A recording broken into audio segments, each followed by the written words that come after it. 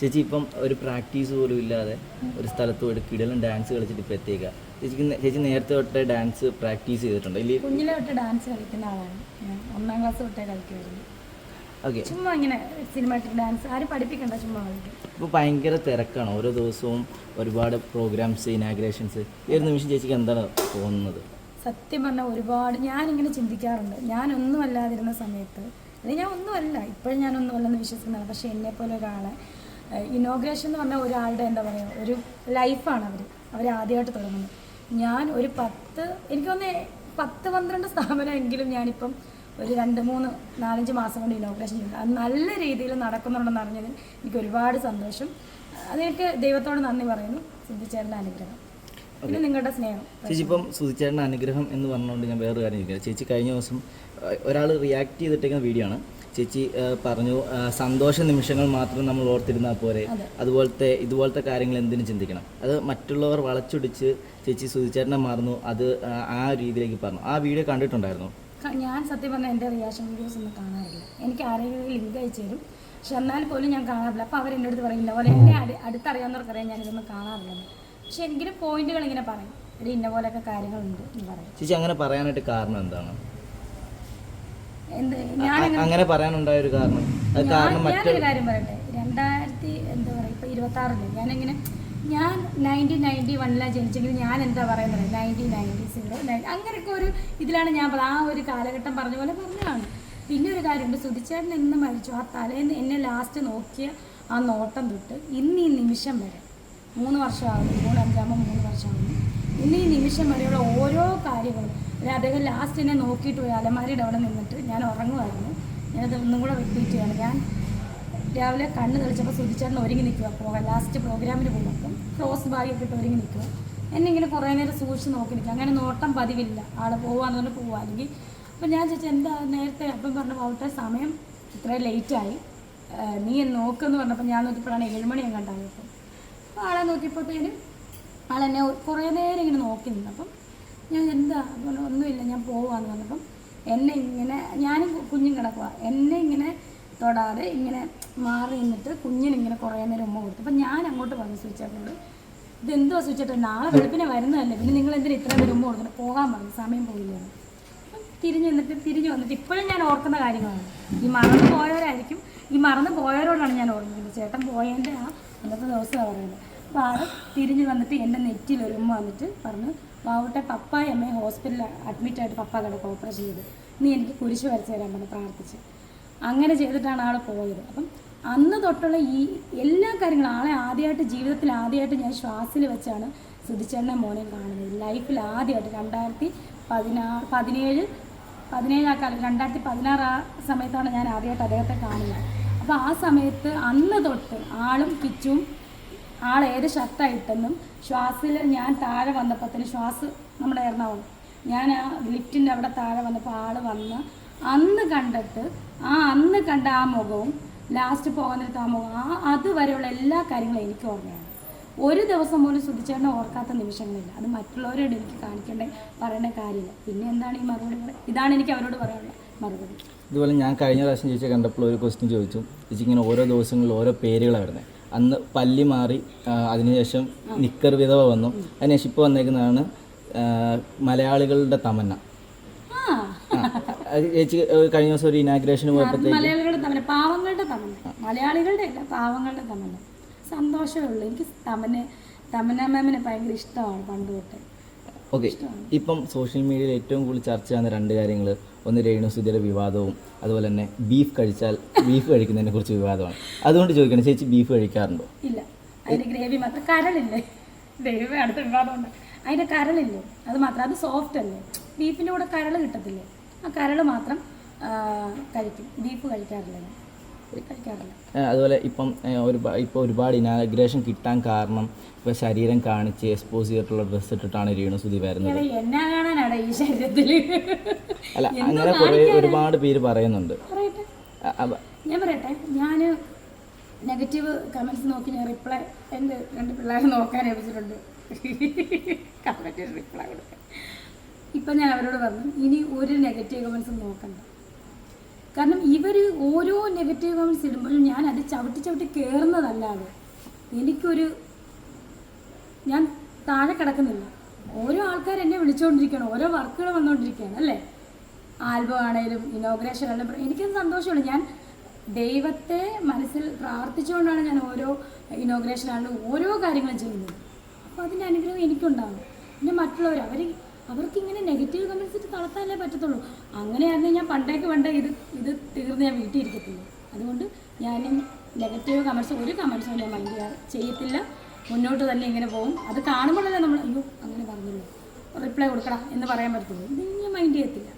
അതുപോലെ ഇപ്പം ഒരു യൂട്യൂബിൽ ഒരാൾ റിയാക്ട് ചെയ്തിരിക്കുന്ന വീഡിയോ ആണ് രേണുവിൻ്റെ UK കാമുവിൻ്റെ ഭാര്യ രംഗത്ത്. എനിക്ക് UK ഇല്ല, കാമുവിനും ഇല്ല, ഭാര്യ രംഗത്ത് വരുന്നില്ല, തീർന്നു. അല്ല, അങ്ങനെ ഒരു വ്യക്തി, ഒരു സ്ത്രീ ഒരു വീഡിയോ ഇട്ടിരുന്നു. എനിക്കറിയില്ല. അപ്പോൾ ഈ പറയുന്നവർക്ക് UK എനിക്ക് അങ്ങനെ ഒരു UK-ലാണെന്ന് ആര് പറഞ്ഞു? കാമുകൻ. എനിക്ക് കാമുകനുണ്ടെന്ന് ഞാൻ കൺഫേം പറഞ്ഞു. അവരോട് പറഞ്ഞിട്ടുണ്ടോ? ഈ പറഞ്ഞവരോട് ഞാൻ പറഞ്ഞിട്ടുണ്ടോ?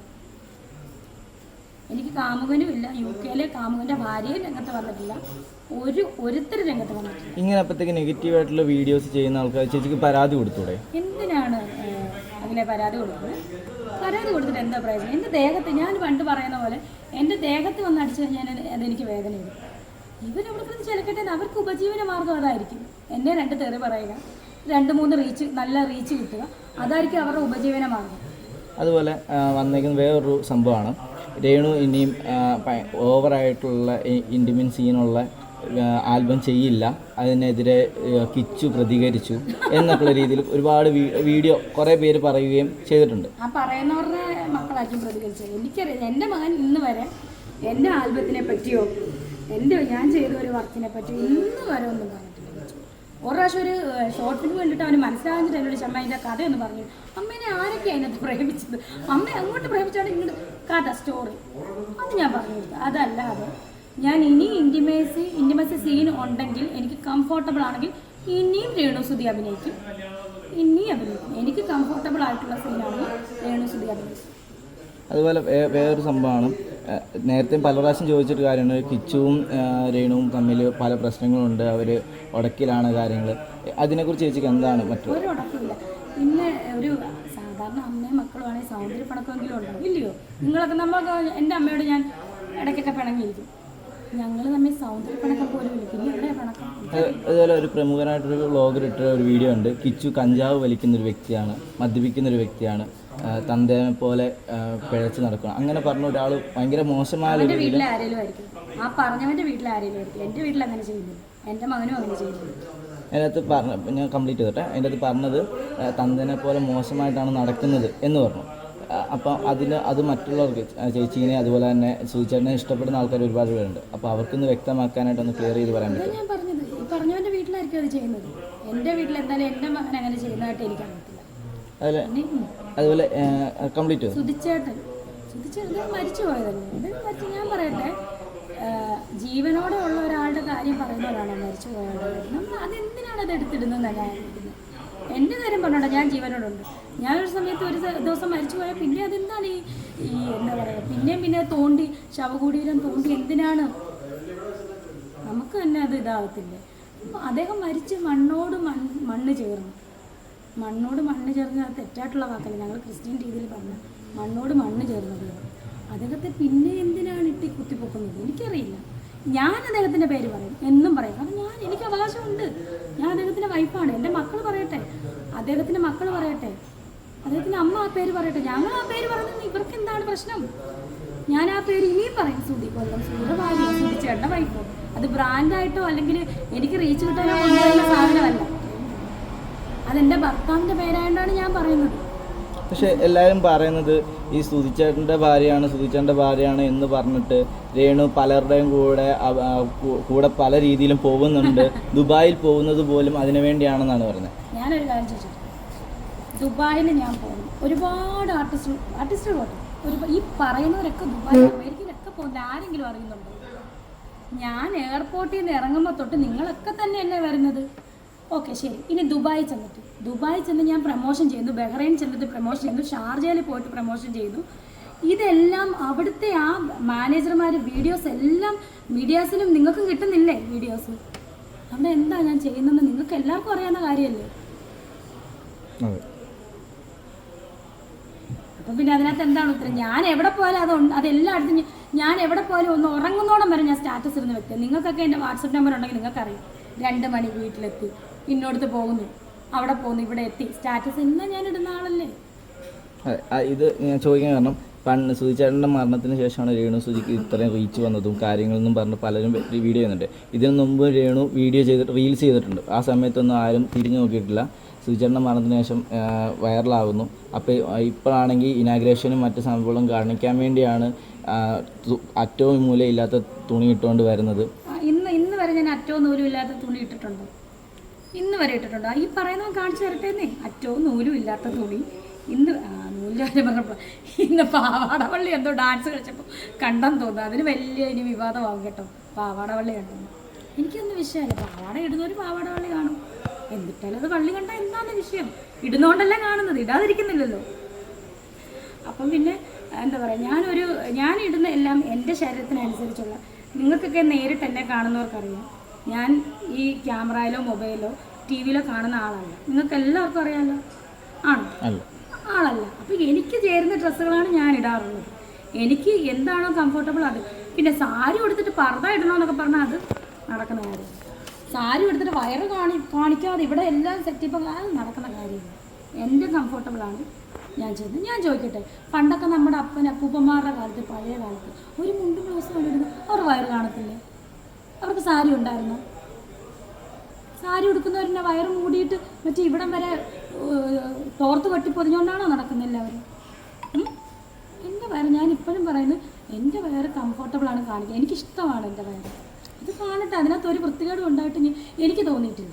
ഈ പലരും ഇതുപോലെ ചേച്ചിനെ പോലെ തന്നെ മറ്റാൾക്കാർ ഇതുപോലത്തെ ഡ്രസ്സും അതുപോലെ തന്നെ റീൽസും കാര്യങ്ങളും ചെയ്യുന്നുണ്ട്.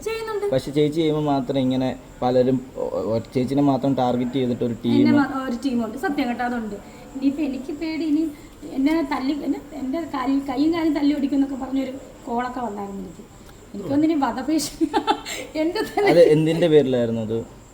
എടി മറ്റോളെ മറിച്ചോളെ നിൻ്റെ റീൽ ഇത് തന്നെ ഈ കമൻറ്റ്, നിൻ്റെ റീല് നിർത്തിക്കോണം, മറ്റേ നിർത്തിക്കോണം, നിൻ്റെ കൈയും കാലും തല്ലി ഓടിക്കാൻ കൊട്ടേഷൻ കൊടുക്കുന്നു. നീ മുമ്പിൽ വരാൻ പറഞ്ഞു. ചേച്ചിക്ക് എതിരെ ഒരു ടീമുണ്ട്. ടീമെന്ന് പറഞ്ഞാൽ ഒരു ഗ്രൂപ്പ് തന്നെ എനിക്കെതിരായിട്ടുണ്ട്. എനിക്കത് നന്നായിട്ട് അറിയാം, വ്യക്തമായിട്ട് അറിയാം. അവരെ കിടന്ന് ഗ്രൂപ്പിസം കളിച്ച് കുറേ നെഗറ്റീവ് കമൻറ്റ്സ് ഇടുന്നതല്ലാതെ, കുറേ എന്താ പറയുക, കുറേ വ്ളോഗ് ചെയ്യുന്നതല്ലാതെ രേണു സുധി താഴത്തുമില്ല, രേണു സുധി ചാകത്തുമില്ല. അതിന് കാരണം എന്തായിരിക്കും? അതിന് കാരണം എന്താ? ഞാൻ വീട്ടിൽ ഇരുന്നെങ്കിൽ ഒരു കുഴപ്പമില്ലായിരുന്നു. അവരൊക്കെ ആഗ്രഹിക്കുന്നതാണ് ഇങ്ങനെ ലൈം ലൈറ്റിൽ നിൽക്കണം. നിങ്ങളൊന്ന് ആലോചിക്കുക, ഈ സാധാരണ ഒരുപാട് പേരെ ഞാൻ കാണും, സാധാരണ വീട്ടമ്മമാർ, ഇവരൊക്കെ പറഞ്ഞു ഒരു ദിവസമെങ്കിലും രേണുവിൻ്റെ പേര് ഞങ്ങളുടെ വീട്ടിൽ പറയും. ഒരു ദിവസമെങ്കിലും ഒരു സെലിബ്രിറ്റി എന്നോട് പറഞ്ഞു, ഞങ്ങൾ വരാം, ഞങ്ങൾ എല്ലാ ദിവസവും മിക്ക ദിവസവും രേണുവിൻ്റെ പേര് ഞങ്ങൾ ചർച്ചയാക്കുന്ന ദിവസങ്ങളില്ല. എന്തിന്? ഒരു ഫോൺ തുറന്നാൽ രേണു സുധി ഉണ്ട്. ആണോ അല്ലയോ? നിങ്ങളൊക്കെ കാണുന്നതല്ലേ. ഞാൻ പറഞ്ഞിട്ടാണോ അങ്ങനെ വരുന്നത്? ചേച്ചി അതുപോലെ കുറച്ച് നാൾക്ക് മുമ്പ് ചേച്ചി ഇത്രയും ഫേമസ് ആകുന്നതിന് മുമ്പ് ലക്ഷ്മി നക്ഷത്ര ചേച്ചിനെ സുധിച്ചേട്ടൻ്റെ മരണത്തിന് ശേഷം ഭയങ്കരമായിട്ട് സഹായിക്കുകയും കാര്യങ്ങളും ചെയ്തിട്ടുണ്ടായിരുന്നു. ആ സമയത്ത് അത് വ്ളോഗും കാര്യങ്ങളൊക്കെ ആയിട്ട് ഇടുകയും ഫേസ്ബുക്കിലാണെങ്കിലും ഇൻസ്റ്റയിൽ ഇട്ടിട്ടുമുണ്ട്. അപ്പോൾ അത് പുള്ളിക്കാരത്തെ സ്വാർത്ഥതയായിരുന്നു. ഒരു കണ്ടന്റ് ക്രിയേറ്റ് ചെയ്യാൻ വേണ്ടി ചെയ്തതാണോ അത്? ഒരിക്കലുമല്ല. ലക്ഷ്മി നക്ഷത്ര സത്യം പറഞ്ഞാൽ എന്താ പറയുക, ആ സമയത്ത് എല്ലാ മാസവും ഞങ്ങൾക്കൊരു പൈസ, ഞാൻ എന്നും പറയാറുണ്ട്, ഒരിക്കലും അങ്ങനെ അവർ കണ്ടന്റ് ക്രിയേഷനോ ഒന്നും ചെയ്തതല്ല. ഞങ്ങളെ ഹെൽപ്പ് ചെയ്തിട്ടുമുണ്ട്. അങ്ങനെ ഇപ്പം ഒരു വീഡിയോ എടുത്ത് അവർക്ക് അത് പൈസ കിട്ടിയെങ്കിൽ ആ പൈസയിൽ നിന്ന് ഒരു ഭാഗം ഞങ്ങൾക്ക് തന്നിട്ടുമുണ്ട്. ഒരിക്കലും അങ്ങനെ പറയുന്നത് തെറ്റാണ്. അവരൊരിക്കലും ഞങ്ങളെ കണ്ടന്റിന് വേണ്ടിയിട്ട് ചെയ്തിട്ടില്ല. ഞങ്ങളുടെ അടുത്തുള്ള സ്നേഹവും എന്താ പറയുക, സുധിച്ചേട്ടനുള്ള സ്നേഹം കൊണ്ട് മാത്രമാണ് ഞങ്ങളെ ഹെൽപ്പ് ചെയ്തത്. അതുപോലെ സ്റ്റാർ മാജിക്കിൽ ഏതെങ്കിലും ടീം ഈ അനുമോളൊക്കെ ആയിട്ട് ഇപ്പോൾ എന്തെങ്കിലും കോൺടാക്റ്റോ കാര്യങ്ങളോ? ഇല്ല. ബിഗ് ബോസിൽ നിന്ന് ഇറങ്ങിയതിന് ശേഷം നിങ്ങൾ തമ്മിൽ ചെറിയ സ്വരച്ചാർച്ച ഉണ്ട് എന്നൊരു ഭയങ്കരമായിട്ടൊരു, ഞാൻ പറയട്ടെ, ഇന്ന് ബിഗ് ബോസിൽ ബിന്നിയുടെ പ്രോഗ്രാം എന്തോ നടക്കുന്നു. എല്ലാവരും അനുമോളുണ്ടായിരുന്നു, എനിക്കറിയില്ല. ഞാൻ ചോദിക്കട്ടെ, അതിന് മുന്നേ പല പല പ്രോഗ്രാമുകൾ വന്നു. ഒന്നെങ്കിൽ ഞാൻ അപ്പോൾ ദുബായിൽ പോയി കണ്ടു, ഇവരെല്ലാം ഒന്നിച്ചു കൂടി. എനിക്കൊരു പ്രോഗ്രാം എന്നെ പിന്നെ വിളിച്ചായിരുന്നു. പിന്നെ എന്നെ വിളിച്ചായിരുന്നു. അപ്പോൾ ഇത് എൻ്റെ മാനേജർ ഈ പ്രോഗ്രാം കൺഫേം ആക്കി. നമ്മളൊരു പ്രോഗ്രാം കൺഫേം ആക്കി അഡ്വാൻസ് എന്തെങ്കിലും. ഒരു മിനിറ്റ്, ചേച്ചിയുടെ മാനേജർ എന്ന് പറഞ്ഞപ്പം അതിനിടയിൽ മാനേജറിന് ഇടയ്ക്കിടയ്ക്ക് വരുന്നതുകൊണ്ട് ഒരു കമൻറ്റ് വന്നു, ഈ രേണുവിന് ഒരു പുരുഷനെ കിട്ടാത്തതുകൊണ്ട് രേണു ഇപ്പോൾ ഒരു സ്ത്രീനെയാണ് നോക്കിയത്, രേണു ഇപ്പോൾ ഒരു ലെസ്ബിയൻ ആണെന്ന് പറഞ്ഞിട്ട് 2-3 കമൻറ്റ്സ് ഇങ്ങനെ കുറേ ഒരു വീഡിയോയിൽ വന്നു. അപ്പോൾ അതൊന്ന് പറയാമോ? ഞാൻ ലെസ്ബിയൻ അല്ല. ലെസ്ബിയനാണ്, ഞാൻ തുറന്ന് പറയാം ലെസ്ബിയനാണെന്ന്. അങ്ങനെ എനിക്കൊരു മടിയില്ല. നീ ബൈ ആണോ എന്ന് ചോദിച്ചാലും ഞാനതല്ല. ഞാൻ ലെസ്ബിയനും അല്ല ബൈയും അല്ല. ഇല്ല, സിമ്പിൾ. മാനേജർ എന്ന് പറഞ്ഞാൽ എനിക്ക് അഭിമാനമാണ് അവരെ പറ്റി ഓർക്കുന്നത്. കാരണം എൻ്റെ ഓരോ കാര്യങ്ങളും എന്താ പറയുക, ഉറക്കളച്ചാണെങ്കിലും ഞാനിപ്പം കോഴിക്കോടോ കാസർഗോഡോ ചെന്നിറങ്ങുന്നവർ ഉറക്കളച്ചിരിക്കുന്ന അതൊക്കെ ഒരു മാനേജറിൻ്റെ കഴിവല്ല, അവൾക്ക് എന്നോടുള്ള ആത്മാർത്ഥത കൊണ്ടാണ്, കരിഷ്മയ്ക്ക്. അപ്പം ഞാനത് എപ്പോഴും പറയും. എൻ്റെ മാനേജർ മാത്രമല്ല, അവളെൻ്റെ സഹോദരി കൂടിയാണ്. ഈ പറയുന്നവളായിരിക്കും അല്ലെങ്കിൽ ഈ പറയുന്നവനായിരിക്കും. ഞാൻ ഒരിക്കലും ലെസ്ബിയനെ കുറ്റവും പറയത്തില്ല. ഇതൊക്കെ ഓരോരുത്തർ ഇഷ്ടമല്ലേ. ഞാൻ ലെസ്ബിയൻ ആണെങ്കിൽ ഇനി മുന്നോട്ട് ഞാനൊരു ലെസ്ബിയൻ ആയി പോയെങ്കിൽ ഞാൻ അത് തുറന്ന് പറയും. എനിക്കൊരു മടിയില്ല. ഇതിപ്പം ഈ കരീഷ്മ എന്ന് പറഞ്ഞ വ്യക്തി ചേച്ചിയുടെ മാനേജറിനെ പരിചയപ്പെട്ടത് എങ്ങനെയാണെന്ന് ജസ്റ്റ് ഒന്ന് പറയാം. ഞാൻ ഏവിയേഷൻ പഠിച്ച സമയത്തുള്ള പരിചയമാണ്, അതായത് സുധിച്ചേട്ടനെ കാണുന്നതിന് മുന്നുള്ള പരിചയമാണ്. കരിഷ്മ പ്രൊഫഷണലായിട്ട് ഏവിയേഷൻ മിസ്സാണ്, ടീച്ചറാണ്. സോ ആ സമയത്ത് അവളും പഠിക്കുമായിരുന്നു, ഞാൻ അങ്ങനെ പരിചയപ്പെട്ടാണ്. അന്നൊന്നും എനിക്ക് മാനേജറിൻ്റെ ആവശ്യമില്ലല്ലോ, ഞാൻ സെലിബ്രിറ്റി അല്ല. അപ്പം അത് കഴിഞ്ഞിട്ട് ഞാൻ ബിഗ് ബോസിൽ പോയിട്ട് തിരിച്ചു വന്നപ്പം ആണ് എനിക്കൊരു മാനേജറിൻ്റെ ആവശ്യമുണ്ട്. കാരണം നിങ്ങൾക്കറിയില്ല എൻ്റെ തിരക്ക്, ഞാൻ എങ്ങനെ മാനേജ് ചെയ്തല്ല.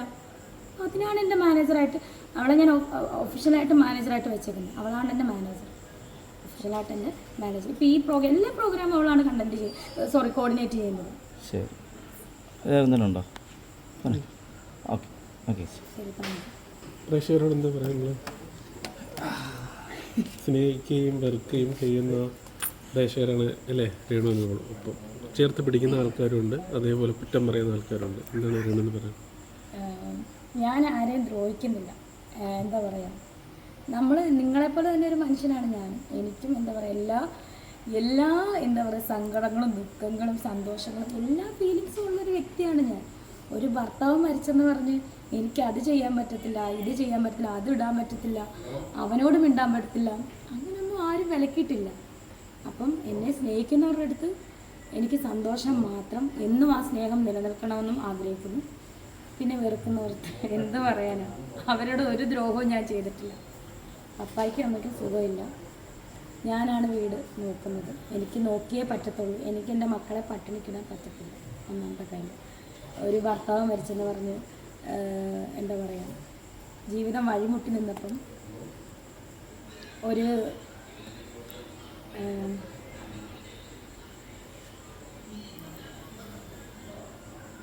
എന്തോ ഒരു ഭാഗ്യം പോലെ ചെറിയ ചെറിയ ആൽബങ്ങളും ചെറിയ ചെറിയ കാര്യങ്ങളും നാടകവും നിങ്ങൾക്കറിയാലോ, അങ്ങനെ വന്നതാണ് ഞാൻ. സുധിച്ചേട്ടൻ്റെ അനുഗ്രഹം കൊണ്ടായിരിക്കും ബിഗ് ബോസ് പോലത്തെ വലിയൊരു ഷോയിൽ വിളിച്ചതും. അവിടെ ചെന്ന് നിങ്ങൾക്കെല്ലാം കാണാവുന്നതാണ്. ഞാൻ എൻ്റെ എന്ത് സ്വഭാവമാണ് നിങ്ങളെല്ലാം കണ്ടതാണ്. അവിടെ ചെന്ന് ഇത്രയും പ്രേക്ഷകർ ഇഷ്ടപ്പെടാനും ഇത്രയും പേര് കുറ്റം പറയുമ്പോഴും അതിലുപരി പ്രേക്ഷകർ ഇഷ്ടപ്പെടാനും ഓരോ അമ്മമാരും അനിയന്മാരും അനിയത്തിമാരും എല്ലാവരും ഇഷ്ടപ്പെടാനും എല്ലാം ആ ഒരു ഷോയിലൂടെ എനിക്ക് എല്ലാവർക്കും മനസ്സിലായി എൻ്റെ സ്വഭാവം. അപ്പം അതൊക്കെ വലിയ കാര്യമായിട്ടാണ് ഞാൻ കാണുന്നത്. പിന്നെ ഈ കുറ്റം പറയുന്നവരോട് ഞാൻ എന്ത് പറയാനാണ്, അവർ പറഞ്ഞുകൊണ്ടിരിക്കും. എനിക്ക് വീട്ടിൽ ഇരിക്കാൻ പറ്റത്തില്ല. എനിക്ക് കിട്ടുന്ന അവസരങ്ങൾ ഞാൻ ഒരിക്കലും ഒരവസരങ്ങളും ആരോട് ചോദിച്ചു നടന്നിട്ടില്ല. എനിക്ക് കിട്ടുന്ന അവസരങ്ങൾ ഞാൻ വിനിയോഗിക്കുന്നു. ചെറിയ പൈസയിൽ ഞാൻ ജീവിക്കുന്നു, എൻ്റെ മക്കളെ നോക്കുന്നു, അത്രയേ ഉള്ളൂ. അതിനകത്തിപ്പോൾ കുറ്റം കണ്ടെത്തിയിട്ട് എന്ത് കാര്യം? ഒരു കാര്യം കൂടെ ചോദിക്കട്ടെ. ഏത് വീഡിയോ ഇട്ടാലും വന്നിട്ട് കുറേ ആൾക്കാർ ബാഡ് കമൻറ്റ് ഇടുന്നുണ്ട് രേണുവിൻ്റെ വീഡിയോയുടെ താഴെ. പക്ഷേ രേണു എവിടെ പോയി ഇറങ്ങിയാലും ആൾക്കാർ ഒന്ന് ചേർത്ത് പിടിക്കുന്നു, ഉമ്മ വയ്ക്കുന്നു, കെട്ടിപ്പിടിക്കുന്നു, സെൽഫി എടുക്കുന്നു. പക്ഷെ കമൻറ്റ് ബോക്സിൽ പോയി നോക്കിക്കഴിഞ്ഞാൽ കുറേ ബാഡ് കമൻറ്റ്സ്. പക്ഷെ പേഴ്സണലി ഡയറക്റ്റ് പോകുമ്പോഴത്തേക്കും ഭയങ്കര സ്നേഹമാണ് എൻ്റെ അടുത്ത്. നേരിട്ട് അതെല്ലാവരും പറയും, നേരിട്ട് ഈ കൊച്ചിനെയാണോ കുറ്റം പറഞ്ഞത്, ഈ കൊച്ചിനെയാണോ ഇങ്ങനെ വികൃതമാക്കി സംസാരിക്കുന്നത്. കാരണം അവർ നോക്കും, ഞാനിത് പൊക്കി പറയുന്നത് എനിക്കറിയില്ല, അവരാണ് പറയുന്നത്. നല്ല ഭംഗിയുള്ള കുട്ടി, ഈ കുട്ടീനെയാണോ ഇങ്ങനെ പറയണേ, അങ്ങനെ ഇങ്ങനെ. അത് തന്നെയല്ല, ഒരുപാട് പേര്, ഒരു മനുഷ്യൻ പോലും നേരിട്ട് ഇന്ന് വരെ ഒരു നെഗറ്റീവ് എന്നോട് പറഞ്ഞിട്ടില്ല. പിന്നെ എന്താണെന്ന് എനിക്കറിയില്ല. അതാണ് ഇപ്പം അഖില പറഞ്ഞ പോലെ ഒരു കൂട്ടം ആൾക്കാർ എനിക്കെതിരെ ഉണ്ട്. കമൻസിനായാലും ഇതിനായാലും എനിക്കെതിരെ ഒരു കൂട്ടം ആൾക്കാർ രംഗത്തുണ്ട്. അത് അവർ ചെയ്തോട്ടെ. അവർ ചെയ്തോട്ടെ. ദൈവം എന്ന് പറയുന്നൊരു ശക്തി ഉണ്ടല്ലോ, അത് എവിടെയാണ് സത്യം എവിടെയാണെന്ന്. പിന്നെ ലാസ്റ്റ് വീണ്ടും ഞാൻ പറയാണ്, ഞാനൊരു മനുഷ്യനാണ്, ഞാൻ പ്ലാസ്റ്റിക്കോ അല്ലെങ്കിൽ പ്രതിമ കൊണ്ടുണ്ടാക്കിയ ഒരാളല്ല. ഞാൻ നിങ്ങളെ ഓരോരുത്തരെയും പോലെയുള്ള ജീവനുള്ളൊരു മനുഷ്യനാണ്. ഇനി ഇത് കൂടുതലൊന്നും എനിക്ക് പറയാനില്ല.